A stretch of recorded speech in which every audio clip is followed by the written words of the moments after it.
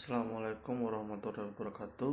Di sini saya Dani Yulianto, tim 19104211059. Saya akan menjelaskan tentang materi sebelumnya, yaitu tentang analisis auditing asuransi Jiwasraya PwC.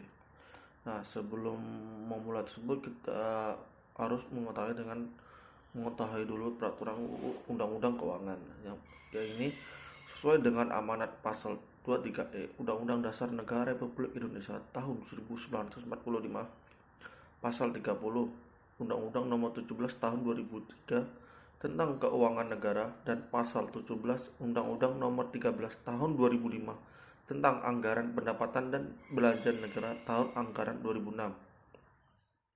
Sebagaimana telah diubah dengan Undang-Undang Nomor 14 tahun 2006, pemerintah menyusun pertanggungjawaban atas pelaksanaan APBN tahun anggaran TA 2006 berupa laporan keuangan pemerintah pusat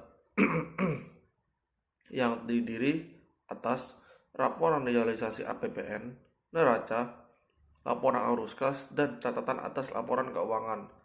LKPP ini disusun dalam rangka mendukung terwujudnya tata kelola yang baik dalam penyelenggaraan pengelolaan keuangan negara yang terbuka dan bertanggung jawab atas sesuai dengan aturan pokok yang telah diterapkan dalam Undang-Undang Dasar Negara Republik Indonesia tahun 1945. Nah, sekarang kita beralih ke masalah kasus singkat masalah dari PT Asuransi Jiwasraya. PT Asuransi Jiwasraya Persero tengah menjadi sorotan masyarakat. Asuransi jiwa tertua di Indonesia itu mengalami tekanan likuiditas sehingga ekuitas perusahaan tercatat negatif 23,92 triliun pada September 2019. Selain itu, Jiwasraya membutuhkan uang sebesar 32,89 triliun untuk kembali sehat.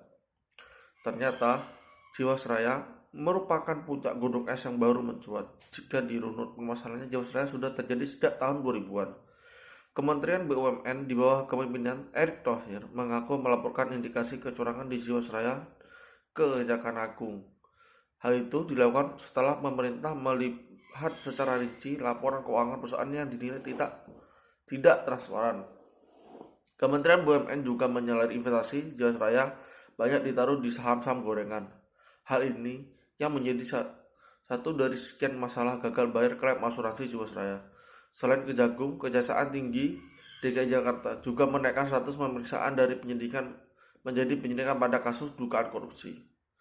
Penyidikan Kejaksaan Agung terhadap kasus dugaan korupsi Jiwasraya menyebut ada pelanggaran prinsip kehati-hatian dalam berinvestasi.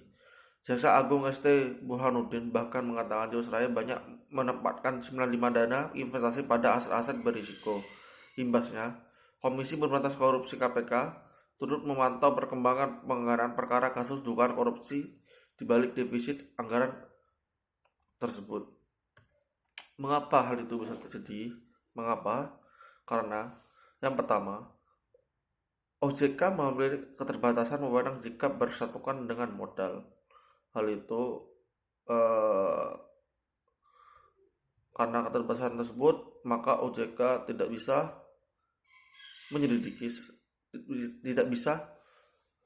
menyelidiki pengawasannya secara penuh.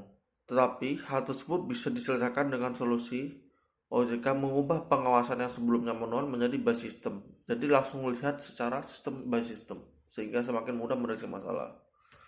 Kesimpulan yang didapat yaitu adalah asuransi Jiwasraya dalam salah pengolahan dapat menimbulkan tidak kepercayaan lagi bagi asuransi yang berada di Indonesia. Hal ini menjadi pelajaran yang besar bagi khususnya OJK dalam pengauditan keuangan dalam mengambil langkah dalam pemeriksaan tersebut, karena kurangnya pengawasan yang kuat dari OJK membuat masalah dan investor menjadi berkurang. Pihak DPR RI perlu tegas dalam mendesak Kementerian BUMN agar OJK menjadi lebih kuat dalam hal pengawasan terhadap sektor-sektor di Indonesia agar tidak terjadi timbul sebuah kesalahan yang fatal seperti ini di kemudian hari. Karena hal ini menyangkut pada investor dan sahabat yang banyak. Sekian, terima kasih.